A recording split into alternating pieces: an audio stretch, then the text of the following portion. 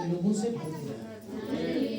इसलिए प्रभु की उपस्थिति है, पहले आके ही प्रार्थना करते हैं, प्रभु ये भवन तेरे लोगों से भर जाए। और प्रभु अपने लोगों को से भर दिया है। अब हम प्रभु के वचनों से अपने हृदय को भर लें। जोर से हालेलुया। एक स्तुति राज डेनियल गाता है कि वचनों के श्रृंगार से अपने मन को तू सजा ले, रूहे पाक के वरदानों से अपने मन को भर ले। जोर से हालेलुया। आइए हम लोग अपने वचनों को जो प्रभु ने हमें दिया है, जो प्रकाशन प्रभु ने दिया है, जो वरदान प्रभु ने जी दिया है, उसके अकॉर्डिंग आज हम वचन को सुनने की कोशिश करेंगे। तो मैं सबसे पहले सभी भाई बहन को मसीह में स्वागत करता हूँ और एक वचन कहता हूँ। उस वचन को मेरे साथ निकालिए। लूका का सुसमाचार उसका 14 अध्याय और उसका वचन नंबर है 26। जिस किसी को मिलता है ये वचन को पढ़ते जाइए। यदि कोई हाँ मेरे पास आए और अपने पिता और माता और पत्नी और बच्चों और भाइयों और बहनों वरन अपने प्राण को भी अप्रिय न जाने तो वह मेरा चेला नहीं हो सकता। हालेलुया। प्रभु के नाम की स्तुति हो। यीशु इस बात को कह रहा है। यीशु का चेला होने के लिए मैथ्यू गॉस्पेल चैप्टर 28 में उसका 18 से लेकर हम 20 तक पढ़ते हैं। किसी को मिलता है तो ये वचन को जल्दी से पढ़िए। Matthew chapter 20। यीशु ने उसके पास आकर कहा, स्वर्ग और पृथ्वी का सारा अधिकार, स्वर्ग और पृथ्वी का सारा अधिकार मुझे दिया गया है। इसलिए तुम जाओ सब जातियों के लोगों को। 18 से पढ़ रहा है क्या? हाँ 18 से। ओके। तुम जाओ सब जातियों के लोगों को चेला बनाओ और उन्हें पिता और पुत्र और पवित्र आत्मा के नाम से बपतिस्मा दो। यहाँ बात हो रही है शिष्यत्व की, चेले की। इसकी बात हो रही है चेले की। कौन मेरा चेला ठहरेगा लिखा है। अभी हमने पढ़ा ना लूका का सुसमाचार में। तो इसका मतलब ये है क्या कि उसको छोड़ देना है? नहीं। जब पतरस ने यीशु का 3 बार इनकार किया था। कितने बार इनकार किया था? मुर्ग के बांग से पतरस ने 3 बार यीशु का क्या किया था? और जब यीशु उसके पास आया तो उनसे क्या कहा था? मेरे साथ आइए। बुक ऑफ जॉन, यूहन्ना का सुसमाचार, उसका 21 चैप्टर, 21वां अध्याय और उसका वचन नंबर है 15 से। भोजन करने के बाद सुनिए, यीशु भोजन करने के बाद यीशु ने समौन पतरस से कहा, हे शमौन, यूहन्ना के पुत्र, क्या तू इनसे बढ़कर मुझसे प्रेम रखता है? उसने उससे कहा, हाँ प्रभु, तू तो जानता है कि मैं तुझसे प्रीति रखता हूँ। उसने उससे कहा, मेरे मेमने को चरा। उसने फिर दूसरी बार उससे कहा, पहला पॉइंट क्या बोला? मेरे मेमने को चरा। ये आज्ञा है। प्रीति के बावजूद भी उसको एक काम सौंपता है। प्रीति मतलब मालूम है क्या? लगाव। बहुत सारे लोग हैं जो यीशु से सिर्फ लगाव रखते हैं। सबसे फर्स्ट में हमारी दशा देखेंगे तो हम लोग पहले प्रभु से क्या रखते थे? लगाव। सिर्फ लगाव। बाद में क्या हुआ? धीरे से हम उसके शिष्य बनने की कोशिश की। कैसे शिष्य बने? उसकी आज्ञा के अनुसार हमने बपतिस्मा लिया, उसके वचन के अनुसार हमने बपतिस्मा लिया। अब हम अनुयायी से हम क्या बन गए? चेले बन गए। एक कदम और आगे बढ़ेंगे तो क्या होगा? हम उसके संतान बनेंगे। यूहन्ना 1:12 के अनुसार। मैं अपने घर आया, अपनों ने मुझे ग्रहण नहीं किया, परंतु जितनों ने मुझे ग्रहण किया वो मेरे बेटे और बेटी होने का अधिकार। सुन रहे तो बोले हालेलुया। समझ रहे ना? एक कदम हम और आगे बढ़ेंगे तो और कुछ बनेंगे। पता है क्या? मसीह बनेंगे, स्वयं मसीह के जैसा। कैसे बनेंगे? पहला यूहन्ना अध्याय 3 का 2 से जब हम पढ़ेंगे तो वहां पे लिखा है, अब हे प्रियो, अब हम आगे और क्या ना होंगे? अब हे प्रियो, हम परमेश्वर के संतान है। पहले हम अनुयायी थे, बाद में हम चेले बने और बाद में हम उसके बेटे और अभी देखिए, अभी एक कदम और आगे बढ़ेंगे। हम परमेश्वर के संतान है और अभी तक ये प्रकट नहीं हुआ है। क्या कुछ होंगे, और क्या कुछ ना होने वाला है, इतना जानते हैं, पर इतना जरूर जानते हैं जो प्रकट होगा, जो प्रकट होगा तो हम उसके समान होंगे। हम उसके समान होंगे। तो हमारा मसीही जीवन सिर्फ चेले बन के रहना है, सिर्फ अनुयायी बन के रहना है, सिर्फ उसके बेटे और बेटियां बन के रहना है, कि यीशु के समान बन जाना है। जोर से बोले हालेलुया। अब इसमें रुकावट तो बहुत है, यीशु के समान बनने में बहुत रुकावट है। पग पग में शैतान हमको नहीं चाहता कि हम यीशु मसीह के स्वरूप में बदल जाए, समझ रहे हैं? और एक और वचन आपके सामने मैं पढ़ देता हूँ, ये वहां पे यूहन्ना का सुसमाचार, यूहन्ना का पत्री में, सुसमाचार में 21 अध्याय में कुछ रख दीजिए और मेरे साथ आइए। प्रकाशित वाक्य उसका 12वां अध्याय, मेरे ख्याल से 11 होना चाहिए, नहीं तो 10 होना चाहिए, 9 है।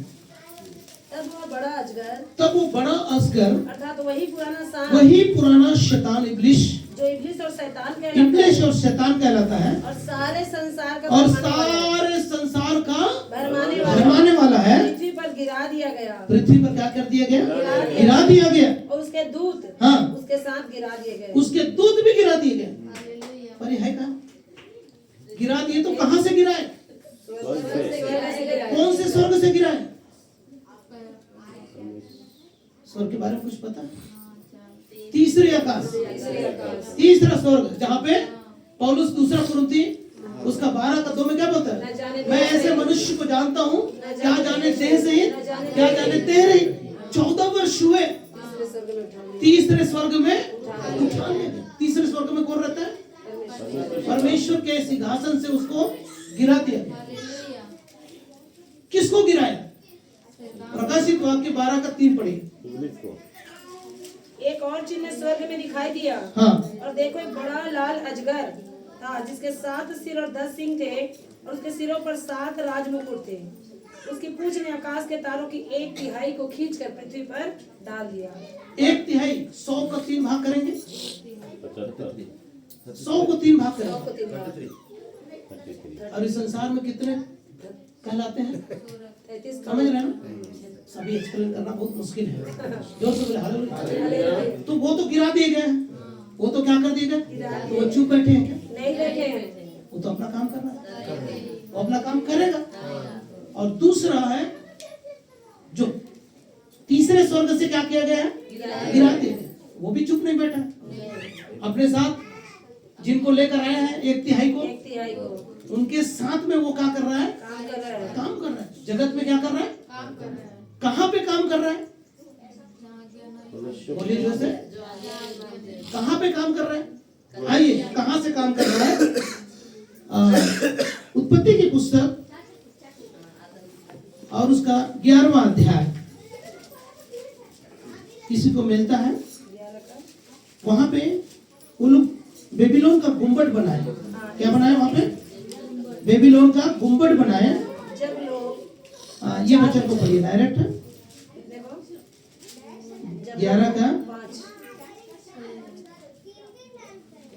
4 वचन से पढ़िए। फिर उन्होंने कहा हम एक नगर और एक गुम्बद बना ले, जिसकी चोटी आकाश से बातें करे। अब ये आकाश जहाँ पे गिराया गया वो जगह कौन है? आकाश। जो ऊपर से नीचे गिराया गया वो आकाश है। तीसरा आकाश से उसको नीचे गिराया गया। अब उसका वासा कहाँ पर है? उसका निवास कहाँ पर है? बोलिए, उसका निवास कहाँ पर है? अच्छा, एक और इस आकाश से वो क्या कर रहा है? बातें कर रहा है। मध्य आकाश में वो क्या कर रहा है? किससे बातें कर रहा है? अभी हमारी लड़ाई लहू और मांस से तो है ही नहीं, सबको पता है। वचन में लिखा है इफिसियों की पत्री उसका 6वां अध्याय और 10 वचन से जरा पढ़ेंगे। इसलिए प्रभु में और उसकी शक्ति के प्रभाव में बलवंत बनो, परमेश्वर के सारे हथियार बांध लो कि तुम शैतान की युक्तियों के सामने खड़े रह सको, क्योंकि हमारा यह मल्ल युद्ध लहू और मांस से नहीं, परंतु प्रधानों से और अधिकारियों से और इस संसार के अंधकार के हाकिमों से और उस दुष्टता की आत्मिक सेनाओं से है जो आकाश में है। आकाश का ही बात हो रहा है। हाँ। जो कुछ भी हो रहा है सब आकाश में हो रहा है, और आकाश की शक्तियां हिलाई जाएंगी। जोर से बोले हालेलुया।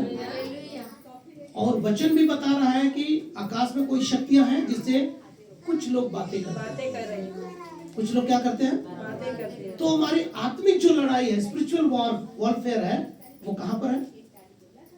आकाश की शक्तियों में। आकाश की शक्तियों में कितने प्रकार की शक्तियां हैं?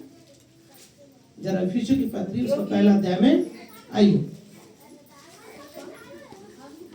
इफिसियों उसका पहला अध्याय 20 वचन से होना चाहिए। जो उसने मसीह में किया 21। सब प्रकार की प्रधानता। सुनिए, यहाँ पे 4 प्रकार की शक्तियां हैं। कितने प्रकार की शक्तियां? 4 प्रकार। पहला है प्रधानता और अधिकार। दूसरा है अधिकार और सामर्थ। तीसरा है सामर्थ्य और प्रभुता। जोर से बोले हालेलुया। ये आकाश में उड़ने वाली जो शक्तियां हैं, ये सारे मनुष्य जाति को भरमा के रखा है। सारे मनुष्य जाति को क्या करके रखा है? भरमा के रखा है। इन प्रधानों के साथ हमारा डायरेक्ट वार है, आत्मिक लड़ाई है। जो मसीह में एक बार आ जाता है, बपतिस्मा ले लेता है, यीशु के लहू से धुल जाता है, तो शैतान उसका पीछा करता है। सारी स्टोरी आपको पता है। मिस्र के गुलामी में इजरायली लोग थे, ठीक है। जब मूसा आया और मूसा के साथ करीब करीब 27 लाख लोग एक साथ मिलीजुली भीड़ मिला के 6 लाख पुरुष थे, जिसकी गिनती बाइबल बताती है। 6 लाख पुरुष के पीछे 6 लाख स्त्री हो गए तो कितना हो गए? 12। 6 लाख स्त्री 6 लाख पुरुष के पीछे एक बच्चा यदि है 18 लाख हो गए। और मिली जुली भीड़ बोलता है, तो हम बोल नहीं सकते। और ये जरूरी नहीं है कि एक ही बच्चा होगा, सही है ना? किसी का 2 होगा, किसी का 10 होगा, किसी को एक भी नहीं होगा। राउंड फिगर में 27 लाख मान लेते हैं। जब इजरायली 27 लाख लोग एक साथ निकल गए,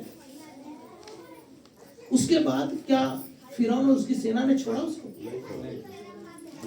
परमेश्वर ने उसके मन को क्या कर दिया था? कठोर कर दिया। और फिर से इजरायलियों को गुलाम बनाने के लिए पीछा किया। इस कारण परमेश्वर ने लाल समुद्र को 2 भागों में, उसके सामने बाधा था। बाधा क्या था? लाल समुद्र। और पीछे कौन थी? फिरौन की सेना। पीछे गए तो रथ उसे रौंद डालेगा, आगे बढ़ेगा तो समुद्र डुबा देगा। लेकिन हमने भजन संहिता 70 में क्या पढ़े थे? 19 वचन में, तेरा मार्ग समुद्र में है और उसके पांव के चिन्ह नहीं मिलते। तो परमेश्वर ने उसके लिए एक मार्ग निकाला। कैसा मार्ग? सूखा मार्ग।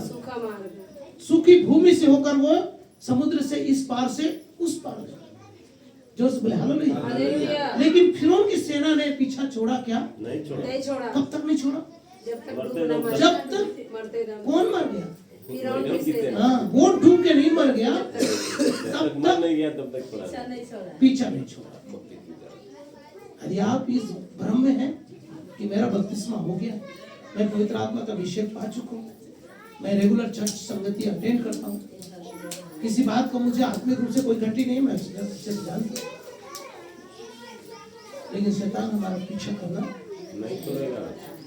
जोर से हालेलुया। ये एक युद्ध है, एक स्पिरिचुअल वॉरफेयर है। इसमें आपको आत्मिक रूप से हम एक युद्ध में है। जोर से हालेलुया। जहां भी कमजोर पड़ेंगे वहां पे शैतान वार करेगा। जिस कहीं पर भी कमजोर पड़ेंगे, वचन में कमजोर पड़ेंगे, तो वचन हावी होगा। देखो वही वचन को लेकर शैतान क्या करेगा? और वचन को उल्टा पुल्टा करना शैतान को आपसे मुझसे ज्यादा, सही है ना? यीशु के सामने जब वचन ही रखा तो बहुत वचन के कारण यीशु ने बोला, ये वचन में ये भी लिखा है, वचन में ये भी लिखा है। समझ में आ रहा है ना? यीशु ने कैसे उस पर जय पाया? वचन के द्वारा जय पाया। चाहे वो शरीर की अभिलाषा हो, चाहे आंखों की अभिलाषा हो। अब हम अपने संदेश में आएंगे।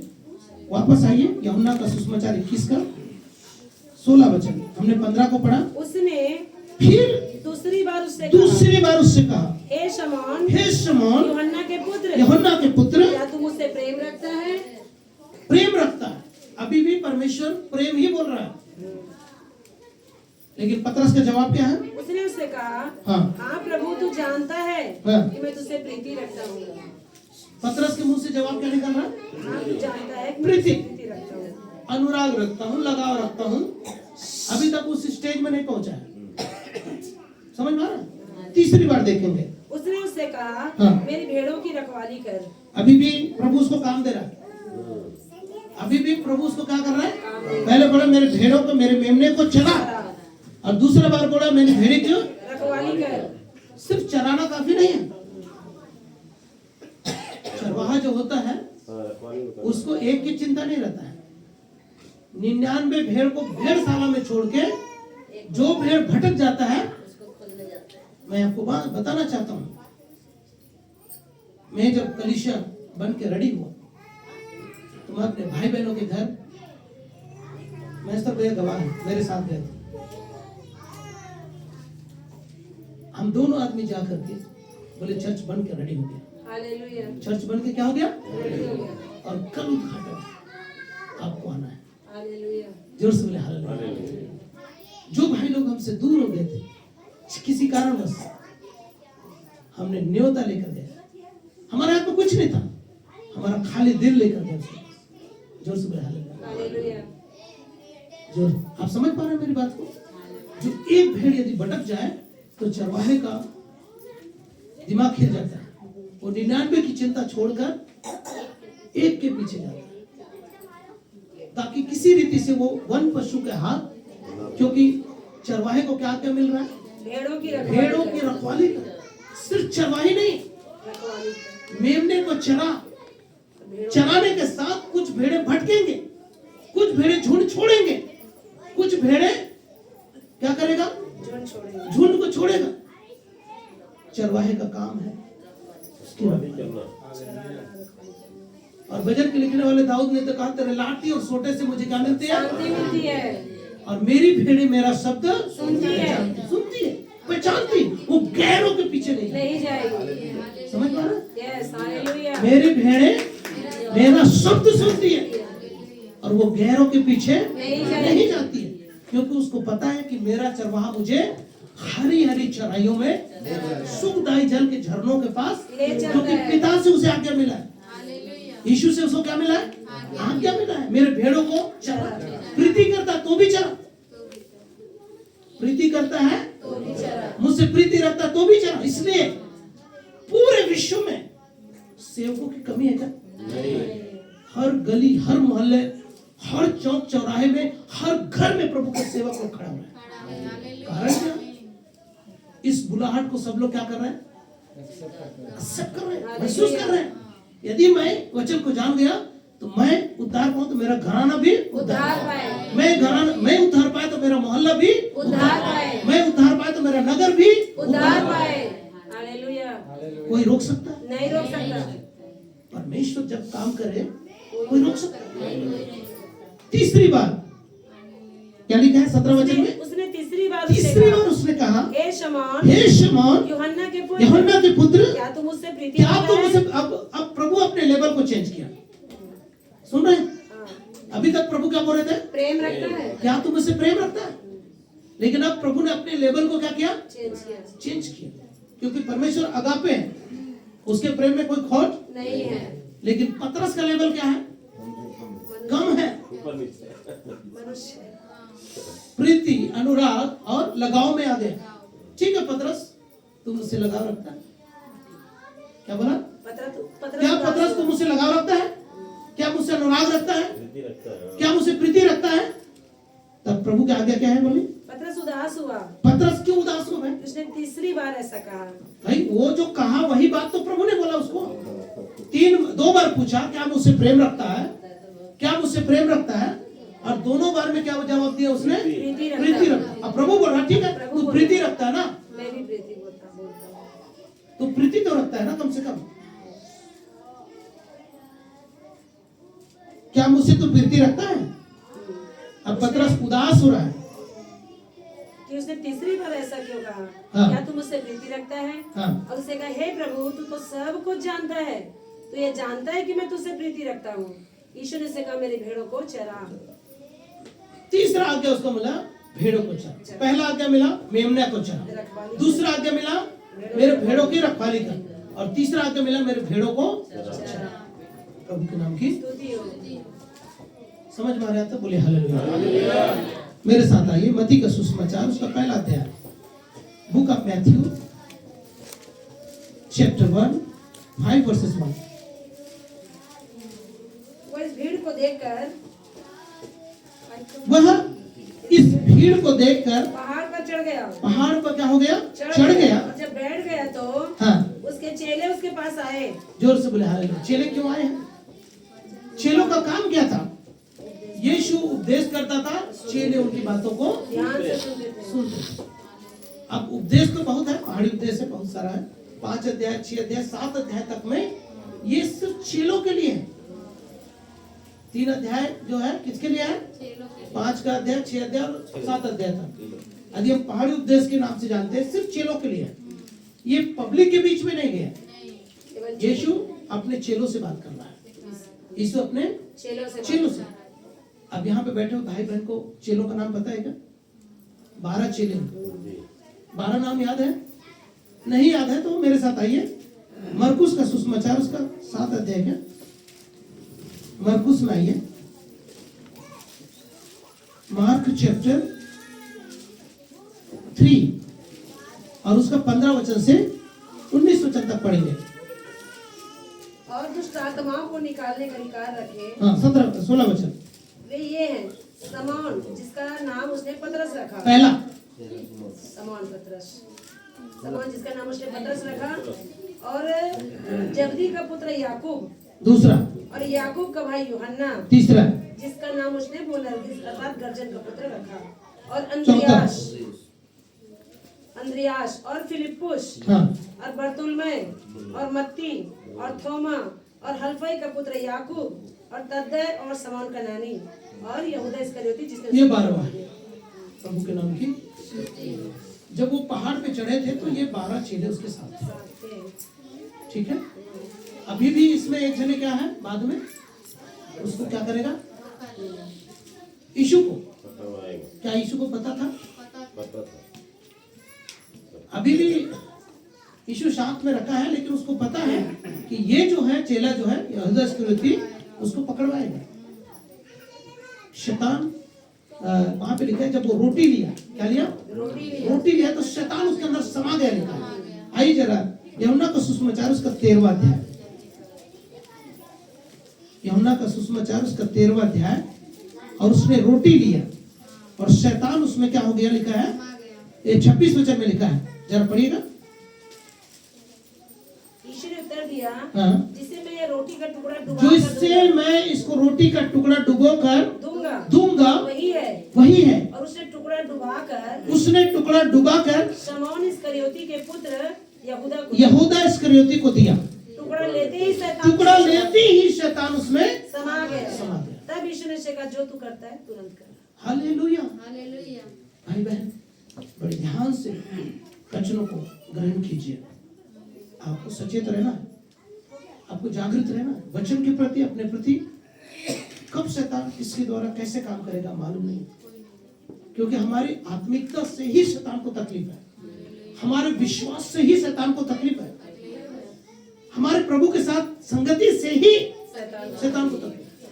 अच्छा प्रार्थना हुआ तो शैतान को पेट में दर्द होगा, अच्छा स्तुति होगा शैतान के पेट में दर्द होगा, अच्छा आराधना होगा, अच्छे लोग भाई बहन मिलजुल कर रहेंगे, शैतान के पेट में दर्द होगा। हम तो इसका सामना करते करते आ रहे हैं। जोर से बोले हालेलुया। करते करते परमेश्वर का अनुग्रह यीशु को भी पता था, ये मेरे साथ क्या करेगा? पकड़वाएगा। प्रभु के नाम की स्तुति हो। और एक बात है, मेरे साथ निकालिए 7वां अध्याय उसका पहला वचन, मैथ्यू चैप्टर 7 वर्सेस 1। मत्ती का सुसमाचार। दोष मत लगाओ, हाँ, कि तुम पर भी दोष न लगाया जाए। हाँ, क्योंकि जिस प्रकार तुम दोष लगाते हो उसी प्रकार तुम पर भी दोष लगाया जाएगा। हालेलुया। ये दोष लगाने वाला शैतान, भरमाने वाला शैतान गिराया गया। भाइयों पर दोष लगाने वाला शैतान क्या कर दिया गया? गिराया गया। समझ पा रहे हैं ना? लेकिन वो गिराया गया है, मिटाया नहीं गया। अधोलोक में अभी उसका राज्य है। 4 प्रकार की शक्तियां काम कर रही है, प्रधानता, अधिकार, सामर्थ और अंधकार के शक्तियों की शक्तियां अभी काम कर रहा है। इसलिए सचेत रहो, जागते रहो कि तुम्हारा विरोधी शैतान गरजने वाले सिंह के नाई फाड़ खाने के लिए इस ताक में रहता है, कब किसे वो फाड़ खाए। कलीसिया को जागृत रहना बुरा है क्या? कलीसिया को सचेत रहना बुरा है क्या? जोर से बोले हालेलुया। हमें वचन के अनुसार जागृत रहना। समझ में आ रहा है तो बोले हालेलुया।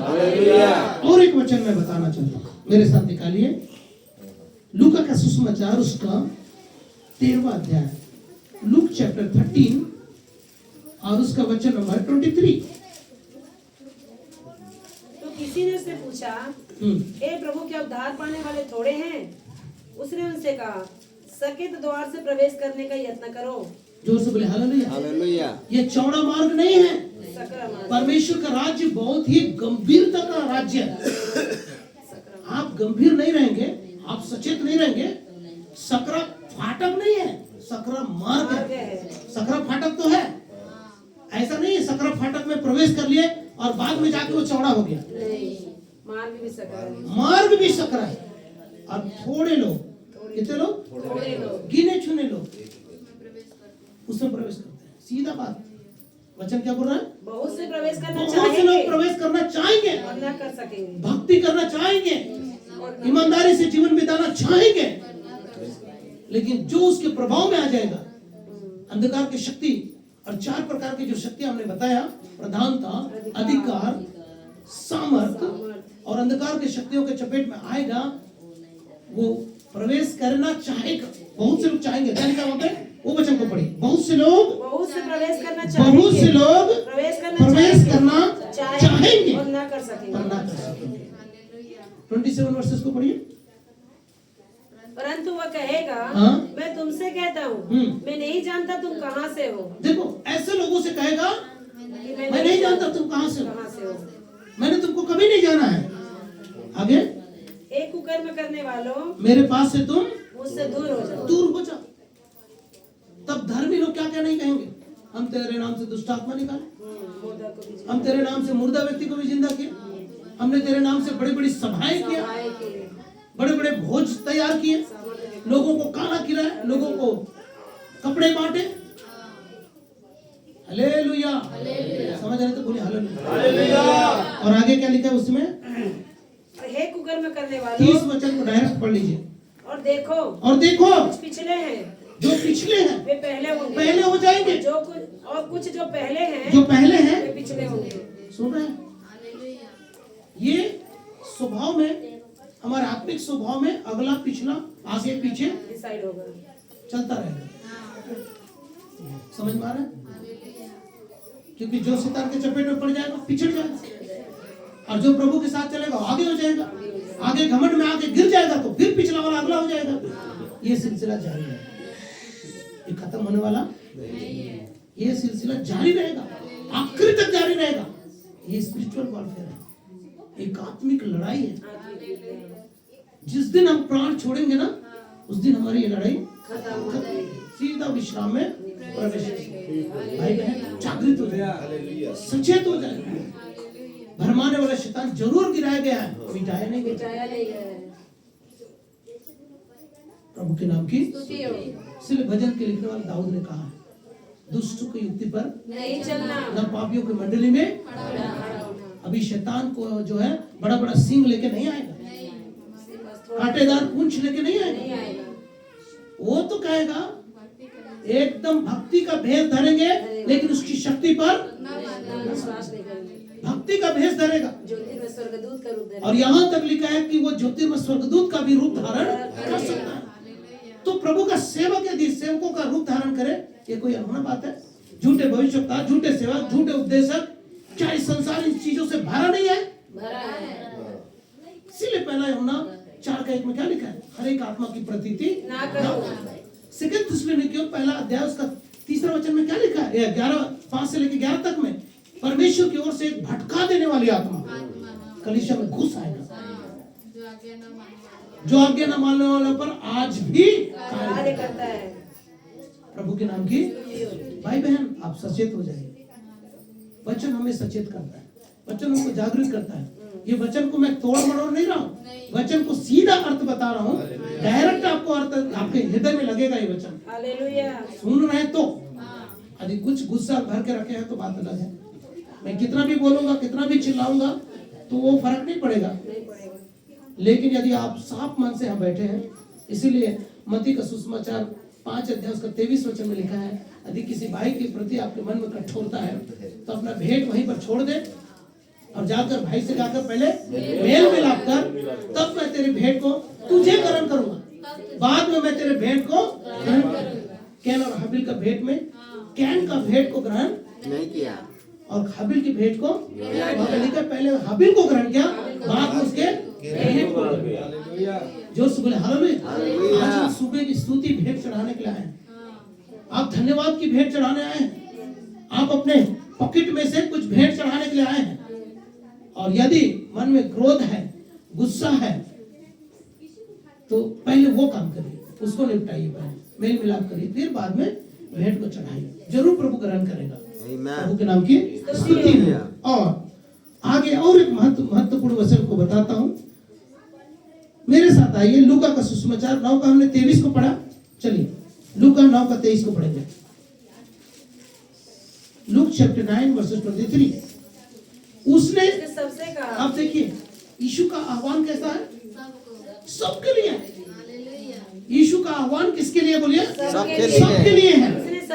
उसने सबसे कहा यदि कोई मेरे पीछे आना चाहे तो अपने आप से इनकार करे। मत पूछिए, सुन रहे हैं? इसलिए परमेश्वर के वचन को हमको पता है, हमको पवित्र आत्मा ने ज्ञान दिया, वरदान दिया, वचन के भेदों को, रहस्य का भंडारी नियुक्त किया। समझ में आ रहा है? वचन को कैसे भंडारी, और भंडारी में एक गुण अवश्य होता है, बताइए कौन सा गुण होता है? विश्वास। भंडारी जो होता है, पैसे का लेन देन किसके हाथ में दिया जाता है? विश्वास योग्य। समझ रहे हैं? जो विश्वास योग्य होता है उसी के हाथ में फाइनेंस को दिया जाता है। जोर से बोले हालेलुया। यहाँ पर ये वचन को पढ़ेंगे, जो कोई मेरे पीछे आना चाहे वह अपने आप का क्या करे, और प्रतिदिन अपना क्रूस उठाए और मेरे पीछे, और जो अपना प्राण बचाना चाहेगा वह उसे खोएगा, परंतु जो मेरे लिए अपना प्राण को खोएगा वही उसे बचाएगा। यीशु अपना प्राण खोया कि बचाया? खोया। यीशु अपने प्राण को बचा लेता। जैसे एक चोर ने कहा, यदि तू परमेश्वर का पुत्र है तो अपने को भी क्रूस से नीचे उतार और मुझे भी बचा, तब हम जानेंगे और तुझ पर विश्वास करेंगे। लेकिन यदि यीशु ऐसा कर देता, सारे मनुष्य जाति को नहीं बचा, तब क्या होता? हम नाश हो जाता। लेकिन यीशु ने अपना प्राण क्या किया? खोया। क्यों खोया? ताकि हमें बचाए। क्यों खोया? प्रेम के खातिर। प्रेम। इसलिए परमेश्वर ने जगत से ऐसा प्रेम किया, उसने अपना इकलौता पुत्र दे दिया। लेकिन यीशु यदि अपने प्राण की चिंता करता तो आज हम लोग जीवित रहते नहीं, आज हम लोग उद्धार पाते नहीं। तो यीशु ने जो प्रचार किया उसको करके दिखाया। यीशु ने जो प्रचार किया उसे करके प्रैक्टिकल दिखाया। यीशु ने सताने वालों के लिए क्या किया? प्रेम किया, प्रार्थना किया। जो उसको सता रहे थे उसके लिए क्या किया? प्रार्थना किया। और पापियों के साथ क्या करता था? वो खाता था, रहता था। पापियों से उसने प्रेम किया और जो सता रहे थे उनके लिए क्या कर रहे थे? प्रार्थना कर रहे थे। इस कारण वो क्रूस के मृत्यु के समय सह लिया, सारे दुखों को क्या कर लिया? सह लिया, ताकि आपका और मेरा क्या हो जाए? उद्धार हो जाए। जो सुन हालेलुया। यहाँ पे बहुत क्राइटेरिया है। जो कोई अपना प्राण बचाना चाहेगा वह उसे खोएगा, परंतु जो कोई मेरे लिए अपना प्राण को खोएगा वही उसे क्या करेगा? बचाएगा। लेकिन अभी अभी हमने लूका 13 का 27 को पढ़ेंगे। लूका 13 का 27 वचन को जरा पढ़ेंगे। परंतु वो कहेगा, 28 को 27 पढ़ चुके हैं। 28 वहाँ रोना और दांत पीसना होगा। सुनिए, कहाँ पे? नरक में।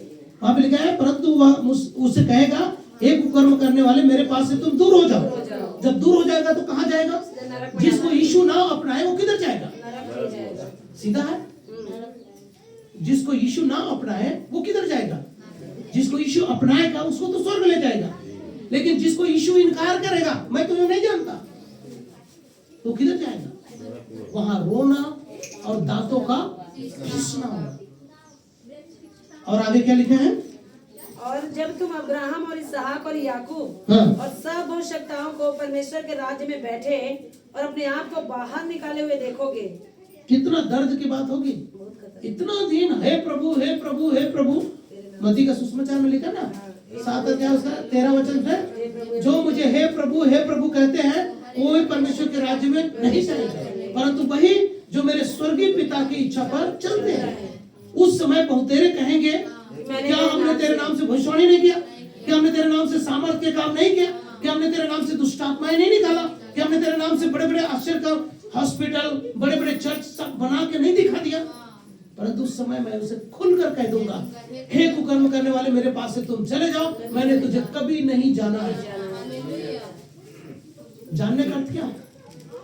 हमने अभी अभी क्रिसमस मनाया और क्रिसमस में यीशु मरियम ने कहा बोला, मैं तो किसी पुरुष को नहीं जानती। अब समझ रहे? जानने का अर्थ समझ रहे हैं? जानने का अर्थ समझ रहे ना? जब मरियम ने कहा मैं तो किसी पुरुष को जानती तक नहीं, फिर मैं कैसे गर्भवती हो सकती हूँ? बोला ना? यीशु भी बोल देगा, मैं तो तुमको कभी नहीं जाना। जब प्रभु नहीं जानेगा, जब प्रभु इनकार करेगा, तो वहां सिर्फ रोना और दांतों का पीसना होगा, सिर्फ कोसने के अलावा कुछ नहीं मिलेगा। वहां पर सिर्फ अपने आप को ही, दूसरे को नहीं। फलाने ने मुझे भटकाया बोलेंगे, चलेगा? कुछ दलील चलेगा? कोई एक्सक्यूज नहीं चलेगा। कोई एक्सक्यूज नहीं चलेगा। जोर से बोले हालेलुया। क्योंकि वो खुद वहां पे मरता पीड़ा रहेगा, उसी पीड़ा में खुद तड़पता, और वहां पर झगड़ा नहीं लड़ सकते। तेरे कारण मैं भटक के इधर आ गया। किसी पर दोष लगाने से कोई फायदा रहेगा? इसलिए दोष मत लगाओ, तुम पर भी दोष लगाया जाएगा। जोर से बोले हालेलुया। प्रभु के नाम की। और एक और वचन है 16 अध्याय, लूका का सुसमाचार 16 अध्याय उसका 13 वचन। कोई दास 2 स्वामियों की सेवा नहीं कर सकता, क्योंकि ये बात कितने लोग समझ पा रहे हैं? कोई भी दास 2 स्वामियों की सेवा नहीं कर सकता। तो पहला स्वामी कौन है? यीशु। यूहन्ना का सुसमाचार 11:13 में क्या लिखा है? नहीं, 13 का 13, तुम मुझे गुरु कहते हो और मैं हूँ भी, और तुम मुझे स्वामी कहते हो और मैं हूँ भी। जब मैं गुरु होकर और स्वामी होकर मैंने तुम्हारे पांव धोए, तुम भी ऐसी करो। और पांव धोने का दीन और नम्र बन जाएगा। कुछ लोग हैं जो अपने से नीचे पास्टरों का पैर को धोते हैं, खासकर रोमन कैथोलिक चर्चेस में मैं सुनता हूँ और देखता भी हूँ, पर ये अर्थ उसका नहीं है, स्पिरिचुअल मीनिंग है। मतलब गुरु बड़ा होता है। गुरु जो है चेलों का बुराई को दूर करता है। यीशु गुरु है। जब पतरस ने कहा प्रभु गुरु तू मेरा पाँव नहीं धो सकता क्योंकि मैं चेला हूं, तू गुरु है, तेरा मेरा कोई तेरा मेरा कोई रिश्ता नहीं। यदि आपकी कमजोरी गुरु बता रहा है, मेरी कमजोरी कोई बता रहा है, तो कौन बताएगा? कौन बताएगा? अब यीशु ने कहा मुझ में तुम्हें कौन सी बुराई को पा गया जिसके कारण तुम मेरा विरोध किए हो? कौन से ऐसे काम हैं जो तुम दोषी ठहराते हो मुझे? कहां पे लिखा है ये वचन? यूहन्ना 8 में लिखा है 42 से 44 के बीच में, और यशायाह की किताब उसका 50 का 10 के आसपास में लिखा है। तुम मुझ में कौन सी बुराई के कारण मुझ पर दोष लगाते हो? तो फरीसियों का आंसर क्या था बताइए जरा।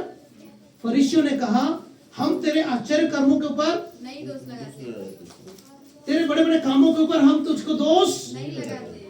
पर फरीसियों ने किस बात के ऊपर यीशु पर दोष लगाया?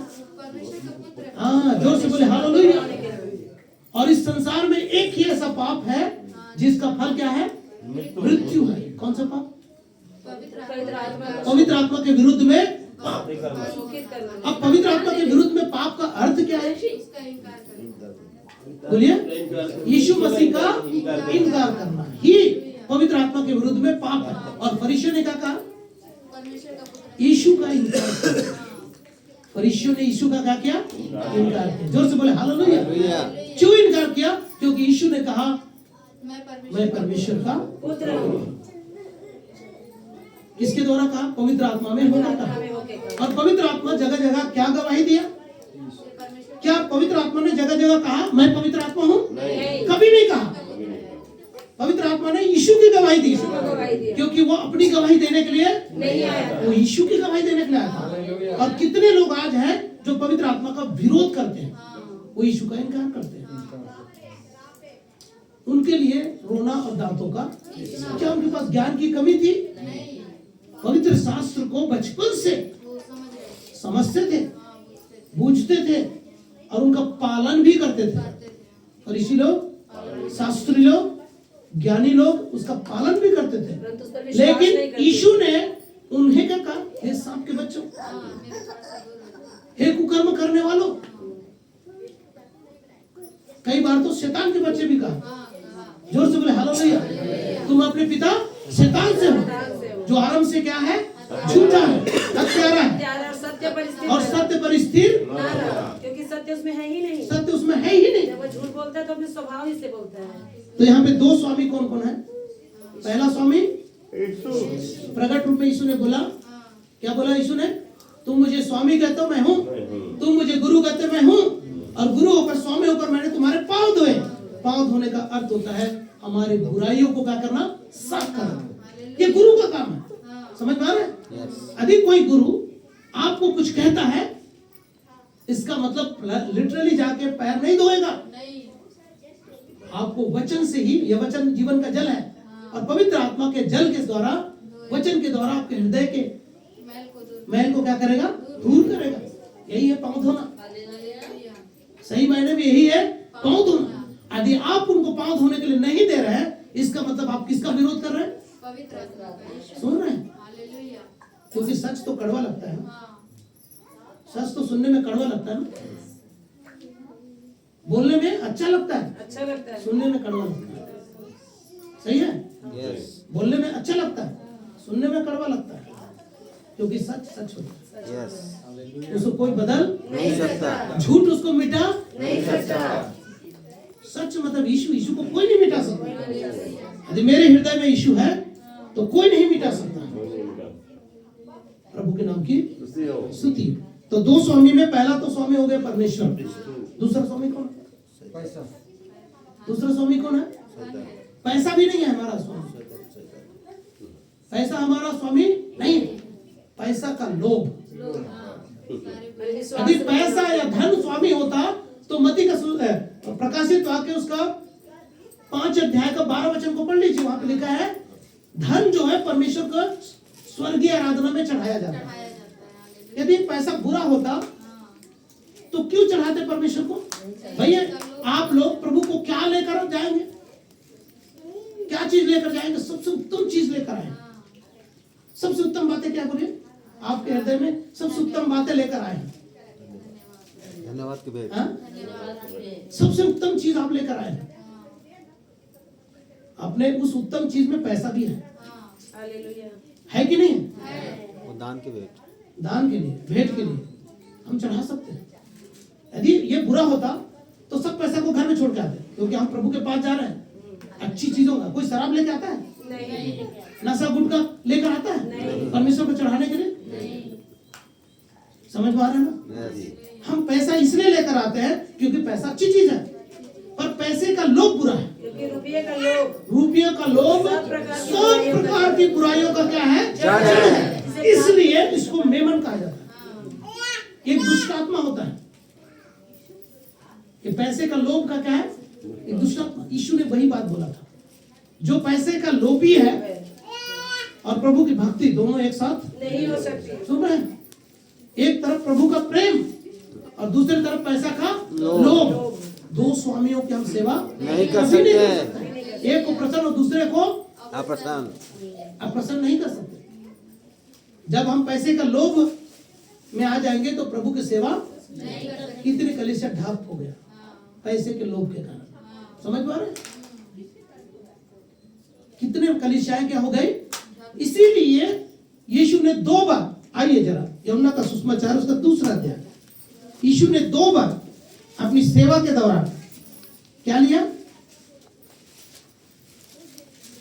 13 वचन से जरा पढ़ेंगे। तब एकाएक उस स्वर्गदूत के साथ, यूहन्ना का सुसमाचार उसका 2 अध्याय उसका 13 वचन। यहूदियों का फसह का पर्व निकट था और यीशु यरूशलेम में था। उसने एक मंदिर में यरूशलेम में गया और उस मंदिर में बैल, भेड़ और कबूतर के बेचने वालों सर्राफों पर बैठा पाया और रस्सियों की 2 कोड़ा बनाकर सब भेड़ों और बैलों और मंदिर से निकाल दिया और सर्राफों के पैसे को बिखेर दिया, पीढ़ों को उलट दिया और कबूतर के बेचने वालों से कहा, यहाँ से ले जाओ, मेरा पिता का घर व्यापार का घर मत बनाओ। बिजनेस मत बनाओ। सुन रहे हैं? यस, मसीह सेवकाई को लोगों ने या तो बिजनेस का रूप दे दिया है या दूसरा व्यापार का केंद्र बना दिया। ऐसे ऊपर 2 रस्सी का क्या बनाया? कोड़ा बनाया और सबको क्या कर दिया? बाहर भगा दिया, हकाल दिया। ये सेवकाई की शुरुआत में और सेवकाई के लास्ट में भी ये काम को किया प्रभु ने। कहां पर किया? वहीं पे लिखा है मत्ती का सुसमाचार 21 अध्याय का 12 वचन से, मैथ्यू 21 का 12 वचन से पढ़िए। यीशु ने परमेश्वर के मंदिर में जाकर उन सबों को मंदिर में लेन देन कर रहे थे, जो मंदिर में क्या कर रहे थे? लेन देन कर रहे थे, निकाल दिया और सराफों के पीढ़े और कबूतर बेचने वालों की चौकियां उलट दी और उसने उनसे कहा, लिखा है मेरा घर प्रार्थना का घर कहलाएगा, परंतु तुम उसे डाकों की खो बनाते हो। तुमने उसे डाकुओं की क्या बना दिया है? खो बना दिया खो बना दिया। जोर से बोले हालेलुया। हालेलुया। यीशु पैसे के लोभियों से नफरत करता है। सुन रहे? हाँ, एक जगह जरूर कहा है, दावने वाले बैल का मुंह नहीं बांधना। सिर्फ आपसे एक उम्मीद है, आपके पास यदि भेंट है डब्बे में डालो, बस आपसे ना तो दशवांश लिया जाएगा, ना बोला जाएगा, ना कभी लिया जाएगा, ना हम कोई भी कार्यक्रम करेंगे आपसे पूछा भी नहीं जाएगा। जिसको इच्छा होता है वो दे देता है, किसी से रिक्वेस्ट नहीं किया। चंदा नाम नहीं बोलेगा, चंदा ला के दो, नहीं। जो बोले हालेलुया। जो कुछ प्रभु हमारे पास रहता है हम उसी में थोड़ा ही सही, अच्छा ही सही, भला ही सही, कैसे भी उसी में समेटेंगे, लेकिन किसी के ऊपर हम लोड नहीं डालेंगे, किसी को बाय फोर्स, क्योंकि देने वाला कैसा हो? हर्ष से प्रभु प्रसन्न होता है। इसीलिए वचन में लिखा है कि दावने वाले बैल का मुंह नहीं बांधना। और जो बैल यदि मेहनत कर रहा है तो उसका थोड़ा हक बनता है, उसके बैल का मुंह नहीं बांधना। और छूछे हाथ मुझे दर्शन जोर से हालेलुया। प्रभु के नाम की ये कोई व्यापार का केंद्र नहीं, न हम नाम के लिए यहाँ आए हैं, न हम शोहरत के लिए आए हैं। हम बड़ी कलीसिया बना देंगे, बड़ा भवन बना देंगे, हमारी आवश्यकता के अनुसार अभी पर्याप्त है। कम से कम 200 लोग यहाँ पे बैठ सकते हैं, मालूम है? कोर्ट फाइनल हो जाएगा तो पीछे चला जाएगा, और कुछ सब कुछ अच्छा रहा तो सामने भी लग जाएगा। यदि ईश्वर की इच्छा हुई 200 लोग भी आएंगे तो हम यहाँ पे 25 तारीख को हम लोग 93 लोग बैठे थे। कितने लोग बैठे थे? 93 लोग। पता चला? जोर से बोले हालेलुया। प्रभु के नाम की हमारे लिए पर्याप्त है। टूटा ही सही, फूटा ही सही, प्रभु का अनुग्रह है। जोर से बोले हालेलुया। ना हमें नाम चाहिए, ना शोहरत चाहिए, ना कुछ नहीं, लेकिन जो प्रभु ने दिया है, थोड़ा दिया है, उसी में हमें संतुष्ट होना है। जो कुछ प्रभु ने दिया हमको उसमें क्या होना है? और कलीसिया वचन के अकॉर्डिंग बढ़ना चाहिए। हम सबसे ज्यादा आप लोगों से रिक्वेस्ट करते हैं कि जितना हो सके आप वचन के ऊपर फोकस कीजिए, क्योंकि भविष्यवाणियां मिट जाएगी, सामर्थ के काम भी मिट जाएंगे। मुर्दा व्यक्ति यदि जिंदा होगा वो भी एक दिन मर जाएगा, लेकिन परमेश्वर का वचन कभी नहीं टलेगा, अटल रहेगा। जोर से बोले हालेलुया। और मेरे साथ जरा एक और वचन को देखेंगे, भजन संहिता उसका 36 का 9। हाँ, उससे पहले एक और वचन पढ़ लीजिए। 16 हम पढ़ रहे थे ना, लूका 16 का हम 10 से 13 तक पढ़ेंगे पहले, उसके बाद ये भजन संहिता में जाएंगे। लूका 16 का जो थोड़े से थोड़े में सच्चा है, क्या लिखा है वहाँ पे? जो थोड़े से थोड़े में सच्चा है, जो थोड़े से थोड़े में क्या हो, सच्चा है, सच्चा हो, वो बहुत में भी सच्चा है। वो बहुत में भी क्या होंगे, सच्चा है। और जो थोड़े में अपराधी है, अधर्मी है, अधर्मी है, अधर्मी है, वो हाँ। बहुत में भी अधर्मी है। हाँ, इसलिए जब तुम अधर्म के धन में सच्चे न ठहरे, हाँ, तो सच्चा धन तुम्हें कौन देगा? हालेलुया। हालेलुया। अब इस भंडारी, मैं बोला ना भंडारी को कैसा एक गुण अच्छा होना चाहिए, विश्वास योग्य होना वो चाहिए। भंडारी विश्वास योग्य होना चाहिए। यदि भंडारी अपने जो भंडारी पर जो सौंपा उसी में से पैसा को मारने लगे, तब क्या होगा, पद से निकालो। उसको पद से निकाला जाएगा। दूसरी बात, तो संसार के धन में जो ईमानदार ना हो रहे, संसार के धन में जो ईमानदार, तो उसको सच्चा धन क्यों सौंपा जाएगा? तो संसार का धन क्या है? पैसा है। संसार का धन क्या है? हाँ? भाई संसार का धन हमारे परिवार, बच्चे, कुटुंब है कि नहीं है? हमारे पास जो गाड़ी घोड़ा, घर द्वार, खेती बाड़ी, ये संसार के द्वारा, संसार में हमारे लिए प्रभु ने दिया है ना। जब इस धन के प्रति वफादार नहीं रहेंगे, अपनी नौकरी के प्रति वफादार नहीं रहेंगे, अपने कलीसिया के प्रति वफादार नहीं रहेंगे, अपने पास्टर के प्रति वफादार नहीं रहेंगे, अपने प्रभु के प्रति वफादार नहीं रहेंगे, तो फिर सच्चा धन क्या है? यीशु मसीह सच्चा धन है। सच्चा धन क्या है? 3 है सच्चा धन। मैं प्रचार किया हूं, किसी को याद है? बोलिए। यीशु। पहला धन क्या है? यीशु मसीह। दूसरा धन क्या है? वो भी यीशु मसीह। पवित्र आत्मा। तीसरा धन क्या है? परमेश्वर के वचन का प्रकाशन। ये 3 चीजें तब तक नहीं मिल सकता है जब तक हम इस संसार के धन के प्रति वफादार, विश्वास योग्य नहीं। ये तीनों धन तभी सौंपा जाएगा जब हम संसार के धन के प्रति क्या रहेंगे? वफादार रहेंगे। अपने बच्चों के प्रति वफादार रहेंगे। मैंने जिस बच्चे को पैदा किया है उसको पढ़ाना, लिखाना, प्रभु के मार्ग में बढ़ाना, ये मेरी जिम्मेदारी है। क्योंकि प्रभु ने मुझे धन के रूप में अपने बच्चों को दिया है। क्योंकि एक दिन मेरा बेटा कमाएगा तो धन ला के देगा, और जब मैं बूढ़ा हो जाऊंगा वो मुझे संभालेगा। यदि आज मैं नहीं संभालूंगा, क्या मेरा बेटा मुझे संभालेगा? तो परमेश्वर के द्वारा वो दिया हुआ धन है कि नहीं? और यदि मैं अपने बेटे के साथ धोखा करूं, एक दिन वो भी मुझे धोखा देगा। जब मैं बूढ़ा होऊंगा तो क्या करेगा? जब मैं तकलीफ में था तूने मुझे देखा। सुनना मेरी बात ध्यान से। तो वचन में क्या सिखाता है? संसार के धन के प्रति वफादार, उसी को सच्चा धन मिलेगा। सच्चा धन कौन है? यीशु है। सच्चा धन कौन है? पवित्र आत्मा है। सच्चा धन क्या है? परमेश्वर का वचन का प्रकाश। हालेलुया। बहुतों के पास वचन है, बाइबिल है, प्रकाशन है क्या? सुन रहे हैं? यीशु से करते हैं। यीशु ने बोल दिया, जो मुझे हे प्रभु कहते हैं वो मेरे योग्य नहीं है। उसे मैं खुल कर कह दूंगा, हे कुकर्म करने वाले, मेरे पास से तुम चले जाओ। जोर से हालेलुया।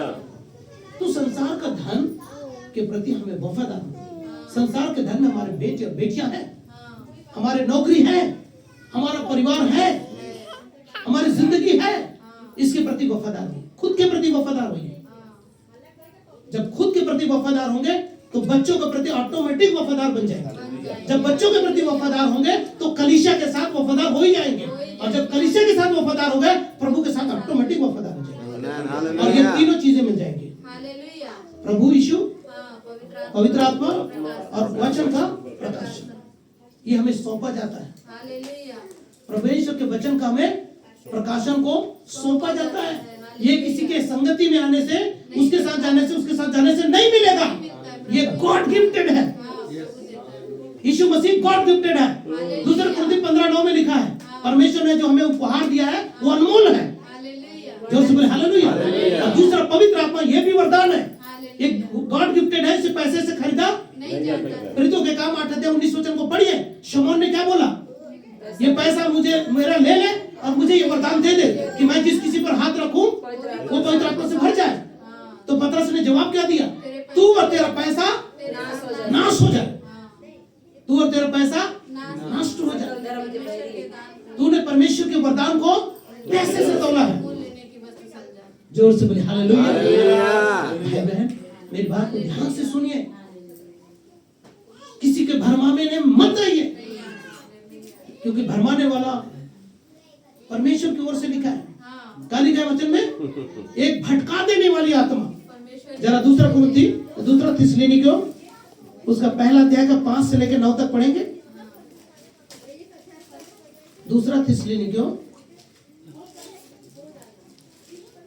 उसका पहला अध्याय 5 से लेकर 9 यह तक। परमेश्वर के हाँ सच्चे न्याय का स्पष्ट प्रमाण है कि तुम परमेश्वर के राज्य के योग्य ठहरो। कौन से पढ़ रहे हैं? दूसरा थिस्सलुनीकियों उसका दूसरा अध्याय उसका 5 वचन से 11 वचन तक पढ़िए। क्या तुम्हें स्मरण नहीं? क्या तुम्हें स्मरण नहीं? जब मैं तुम्हारे जब तुम्हारे यहाँ था तुमसे ये बातें कहा करता था। तुम उस वस्तु को जानते तुम हो, उस वस्तु को जानते हो जो उसे भी रोक रहा है, जो उसे रोक रहा है। अपने समय में प्रकट हो, अपने समय में ही वो प्रकट हो जाएगा, क्योंकि अधर्म का भेद अब भी कार्य करता है, पर अभी एक रोकने वाला है। और जब तक वो दूर न हो जाए रोके रहेगा, वो रोक के रखेगा। तब वो अधर्मी प्रकट होगा। अब वो अधर्मी मसीह विरोधी प्रकट होगा, जिसे प्रभु यीशु के फूंक से मुंह के फूंक से मार डालेगा अपने आगमन के तेज से भस्म और अपने आगमन के तेज से क्या हो जाएगा? भस्म हो जाएगा। अधर्मी का आना, उस अधर्मी का आना शैतान के कार्य के अनुसार सब प्रकार की झूठी सामर्थ और चिन्ह और अद्भुत काम। देखिए झूठी सामर्थ अद्भुत काम क्या कलीसियाओं में नहीं हो रहा है? हो रहा है कि नहीं हो रहा है? और आगे और नाश होने वालों के लिए अधर्म के सब प्रकार के धोखे के साथ होगा। ये सब प्रकार के धोखे के साथ होगा, क्योंकि लोग किसको देखकर भागते हैं? चिन्ह और चमत्कार को देखकर भागते हैं। समझ पा रहे हैं? और ये कलीसिया में होगा और हो रहा है, और लोग भरमाए जा रहे हैं। और वो भी किसकी ओर से लिखा है?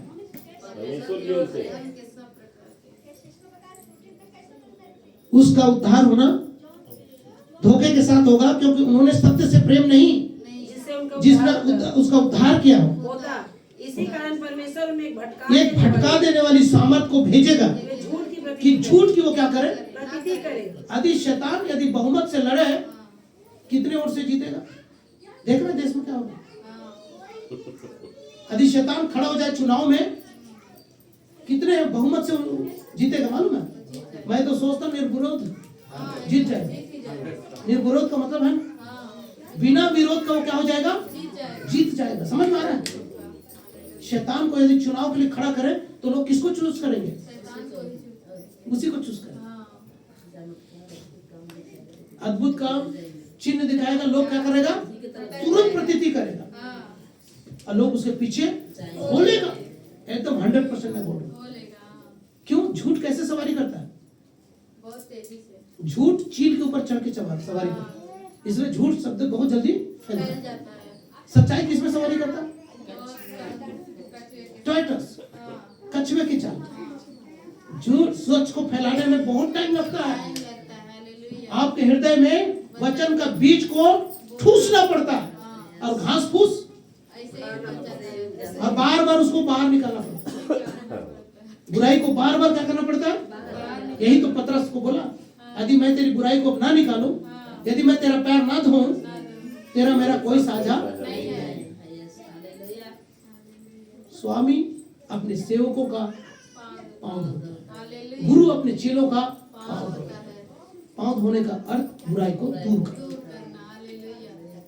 समझ में आ रहा है तो बोले हालेलुया। अंतिम बात बोल के मैं संदेश को क्लोज करूं। इस कारण परमेश्वर ने उसे एक भटका देने वाली सामर्थ भेजेगा कि लोग झूठ पर क्या करें? ताकि जितने लोग सत्य की प्रतीति नहीं करते, सीधा है, जितने लोग सत्य की प्रतीति नहीं करते हैं वरन अधर्म से प्रसन्न रहते हैं, सब दंड पाएंगे। सब क्या पाएंगे? लिखा है दंड पाएंगे, सीधा दंड पाएंगे। भाई बहन, हे प्रभु करने से काम नहीं चलेगा। आपकी आंख और कान नाक सबको जागृत रहना पड़ेगा, वचन को सही रीति से। अब वो वचन को पढ़ दीजिए, संदेश को खत्म करेंगे। कौन सा वचन है? भजन संहिता 36 का 9, Psalms 36 वर्सेस 9। क्योंकि जीवन का श्रोता सुनिए ध्यान से, जीवन का सोता तेरे ही पास तेरे है। ही पास है। तेरे प्रकाश के द्वारा तेरे प्रकाश मतलब परमेश्वर के वचन, हम प्रकाश पाएंगे। वचन के द्वारा प्रकाश मिलता है, दूसरा और कारण नहीं है। हालेलुया, सुन रहे हैं? हालेलुया। जो वचन पढ़ते हैं उन्हीं को प्रकाशन मिलता है। हालेलुया। वचन नहीं पढ़ेंगे प्रकाशन कभी भी नहीं मिलेगा। सबके पास बाइबल है, विश्वासियों के पास है, पास्टरों के पास है, और इसी वचन से प्रचार करते हैं। इसी बाइबल से क्या करते हैं? पर क्या प्रकाशन से प्रचार करते हैं? जिसको प्रभु प्रकाश देता है, जिसको सच्चा धन देता है, उसके अंदर वो प्रकाशन है। हालेलुया। उस प्रकाशन से वो क्या करता है? प्रकाशित हो जाता है। ये है सच्चा धन। जैसे यीशु सच्चा धन है, जैसे पवित्र आत्मा सच्चा धन है, वैसे ही प्रकाशन भी सच्चा धन है, जिसको सौंपा जाता है। सौंपा जाना का मतलब समझ रहे हैं? दिया जाना, फ्री ऑफ गिफ्ट। ये पैसे से खरीदा नहीं जाता। ये फ्री ऑफ गिफ्ट है, परमेश्वर के द्वारा वरदान है। जोर से बोले हालेलुया। इसको ना तो पैसे से खरीदा जा सकता है और ना ही कहीं मार्केट में मिलता है। मोल लेने से आपको नहीं मिलेगा। जब आप खुद के साथ ईमानदार है, सच्चे धन के प्रति भी ईमानदार रहेंगे, परिवार के प्रति ईमानदार रहेंगे, अपने बच्चों के प्रति ईमानदार रहेंगे, अपने कलीसिया के प्रति ईमानदार रहेंगे, प्रभु ऑटोमेटिक ये वरदान आपको देगा। हालेलुया। मेरे संपर्क में रहने वाले कई छत्तीसगढ़ में भाई बहन लोग हैं, जो लोग आज बड़ी बड़ी कलीसिया चला रहे हैं। 2018 में जिस भाई को मैंने अभिषेक किया, अभी कुछ दिन पहले लास्ट मंथ उसका चर्च को इनॉग्रेशन का ओपनिंग हुआ, बहुत जबरदस्त तरीके से ओपनिंग हुआ। मुझे बुलाया पर मैं नहीं जा सकता था। प्रभु के नाम की सुन रहे हैं? ये प्रकाशन उसको मिला है, ये वरदान उसको ट्रांसफर हुआ है। हालेलुया। आज भी हमारे कलीसिया को सपोर्ट करता है, कॉस्मेटिक का बिजनेस करता है, अपना सारा भेंट और दसवां अपने चर्च को देता है। जैसे हम अपना जो भी भाग रहता है पास्टर जी को हम दिए, उसी रीति से हमसे वही चीज उन्होंने सीखा है। जोर से बोले हालेलुया। हालेलुया। भाई बहन आप सबों को प्रभु आशीष दे। आमीन। मैं वचन के द्वारा ही